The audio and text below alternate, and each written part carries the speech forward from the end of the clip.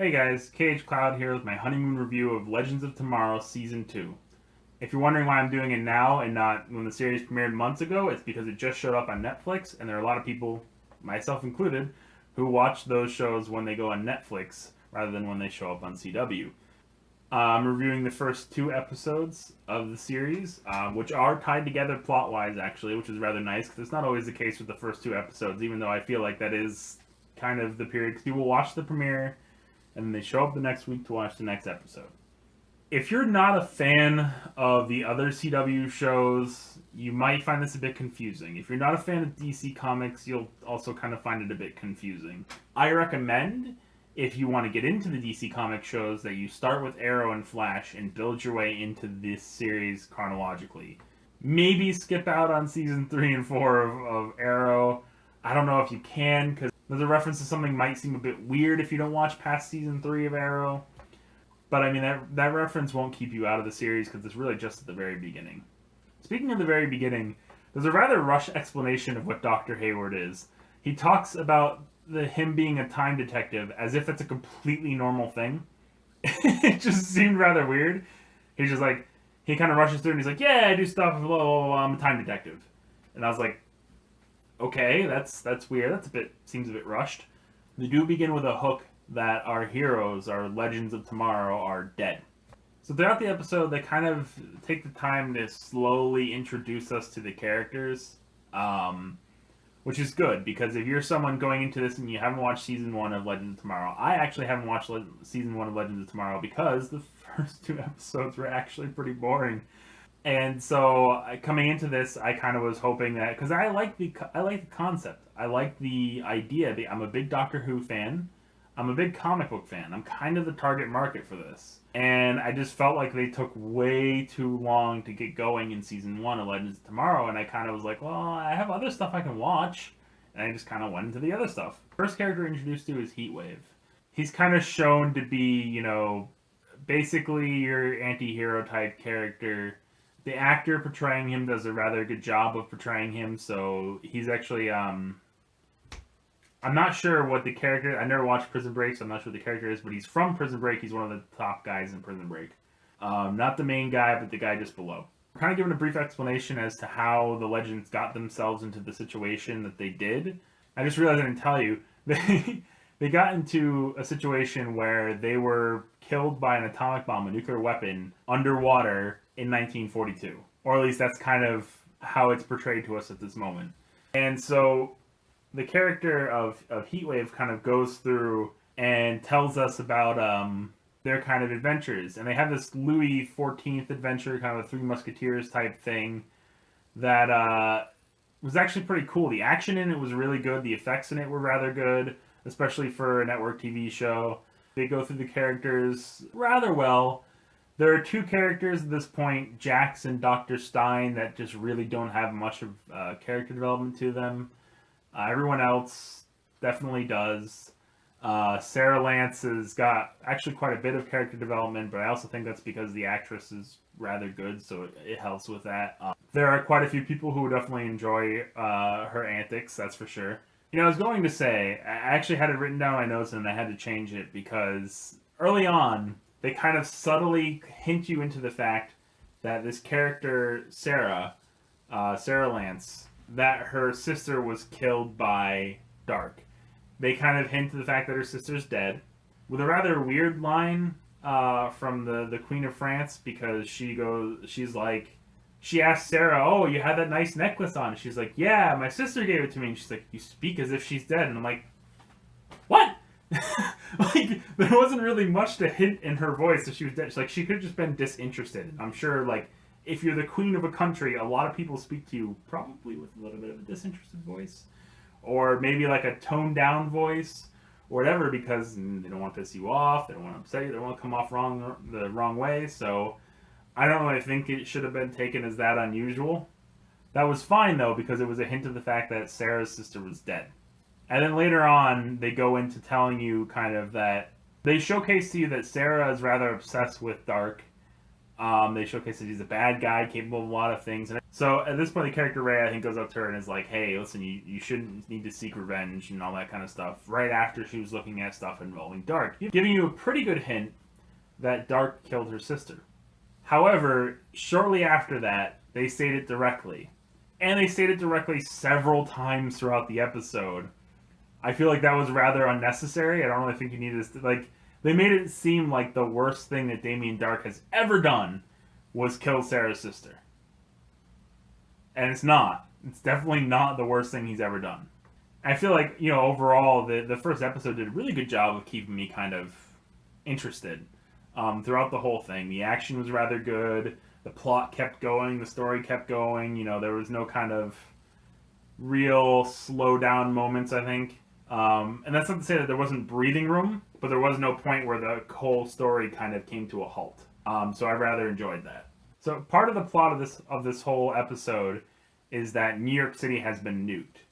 And they kind of take this, coincidence that Albert Einstein was kidnapped right before New York City is nuked as a sign that, the Nazis kidnapped Albert Einstein and had him build a nuclear weapon. I don't know how he would build it in just a few months, or I think it was even like less than a month. Whatever. That's just kind of a suspension of disbelief that you have to have there.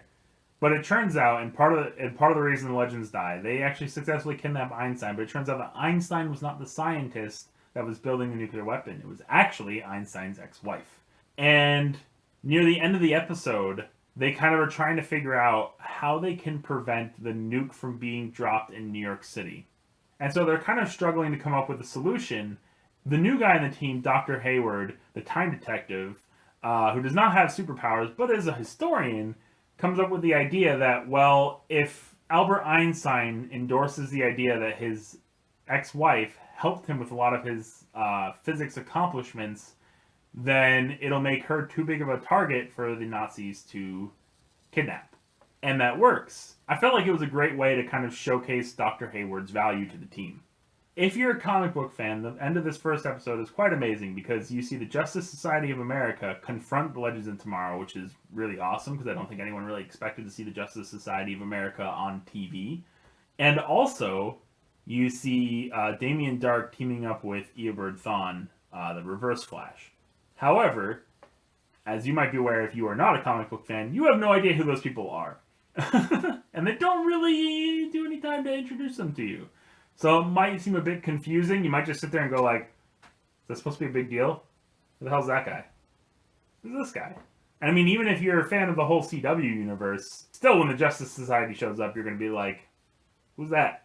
Like, you may have heard of their name before, but that's the most that you've heard.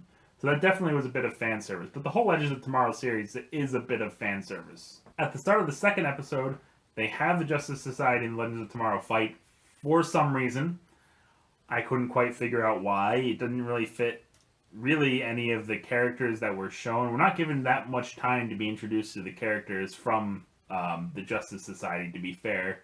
Only a few of them are really given enough time to be of interest. There's a bit of an interesting thing to me. The Justice Society is surprised by computers, which you would figure, being it was 1942, that they would know what a computer is, especially because they work for the U.S. government. They're also surprised by a talking voice, which, PA systems, radio systems work. But they're not surprised by the high-definition touchscreens that are all over the place and holograms. No. They're just surprised by the word computer and the voices in the system. No idea why the writers decided to do that. That was really weird. I do kind of like that the Legends of Tomorrow fit the Top Gear motto of ambitious but rubbish. It makes their team kind of fun. If they were as well-oiled as the Justice Society, it'd probably be a bit boring, the series overall, because you don't get that much drama in that case. For some reason, it was decided that Professor Stein should become leader because he's the oldest, but, I mean, I know they're trying to make the people in 1942 seem old-fashioned, but that's not really always the case. I don't think they always were like, elders are held up in the high, especially in a military-type system, what it seems like the Justice Society is, that they have a very military-like organization. I don't think that immediately the oldest becomes the leader would be in their mindset, because that's not really been the case in the military. ever, really. It's usually, well, the smartest person. Or not really the smartest person, but the best tactician. That's kind of been the case, really, since ever? Maybe since the end of Tribal Warfare. Although I'm glad to say that the team kind of comes to its senses and gives the leadership role to Sarah Lance at the end of the first 2 episodes, which kind of completes that kind of arc that she was going through, where she was kind of the reckless one and now she's the leader. However, it also sets up for the potential of her kind of messing things up as she does try to get revenge in Dark, because she's certain to try to do that. There was a bit of a silly scene where these characters are escaping from this kind of Nazi Hulk. It's the best way I can describe it. And that was by far the worst CG effect on screen. And they don't get saved by their teammates. These people are like running away on a motorcycle from him. They don't get saved by their teammates. They don't get saved by the smarts of the characters involved. They get saved by bombs. Like, how did the bomb... Like, it was at a really dramatic point, so I'm just kind of curious as to how did the bomb hit the character at the right point in time to hurt that character and not them? Only briefly, because then they got hit by a bomb. But they survived. Not the indestructible guy. No. They survived inside their motorcycle. One of the good things they do at the end of the second episode is they show Eobard Thawne to be quite a menace. They don't show Dark in this one anymore, but I think kind of having him be the focus in the sense that he killed Laurel Lance, he killed Sarah's sister, already kind of sets him up as a menace. At the end, they have Eobard Thawne kill one of the Justice Society. I won't say who because I don't want to spoil it, but, you know, it showcases his menace rather well. And it showcases that he's willing to basically do whatever. Like, he's not a villain who's going to kind of, like, back off from doing whatever he thinks he needs to do.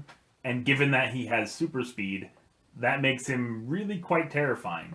The villains are definitely well established, as I kind of just went over. But for all of the characters featured in the Legends of Tomorrow, there's really one character in particular who I don't feel like has a distinct character that I could describe to people, and that's Jax. I don't feel like his character really kind of could be described in any way that would make him seem rather interesting, which is unfortunate because I think the character has the potential to be interesting, but he's just not shown to be that in these first couple of episodes, and that's, you know, rather frustrating because I wonder, I hope he gets an arc soon. I hope he gets a character arc to go through. There are basically kind of 4 characters that have major character arcs in these first 2 episodes, and that's Professor Stein, Ray Palmer, Sarah Lance, and Dr. Haywood. I don't know why Dr. Haywood, by the way, in the second episode has to prove that he's a hero again and a value to the team, and I have no idea why, because he already did it at the end of the first episode in a rather subtle way, but they kind of like force it in. That is one of the things that I kind of have a problem with sometimes in the CW's writing, is that I feel like they kind of don't give their audience the benefit of the doubt. And so in a few cases, and I don't think this is the fault of any of the writers, by the way, I think it's just kind of the way that the CW feels it has to write to its audience.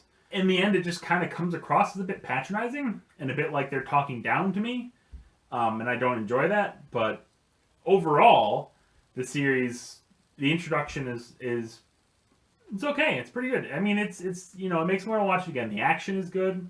Most of the characters are kind of defined in interesting ways that make me kind of want to see what kind of antics they're going to get involved in.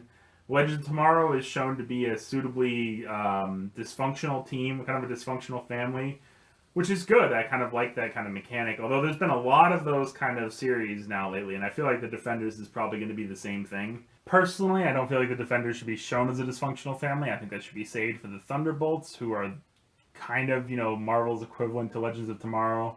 Although I should say it's more like Legends of Tomorrow is more like DC's equivalent of Marvel's Thunderbolts, because Thunderbolts came out first. In comics, not in TV. But the series does a fine job of introducing itself. It's got good action, it's got decent plot, good humor, fairly good characters. If you're a comic book fan, I definitely recommend watching this. If you're not, I say watch Arrow and Flash first. Flash is probably the better one, but Arrow kind of, you know, gives you somewhat of a nice introduction to a slow introduction, and definitely if you're someone who's not wanting to go into the power stuff as much, Arrow is definitely a good place to start. Anyways, guys, peace.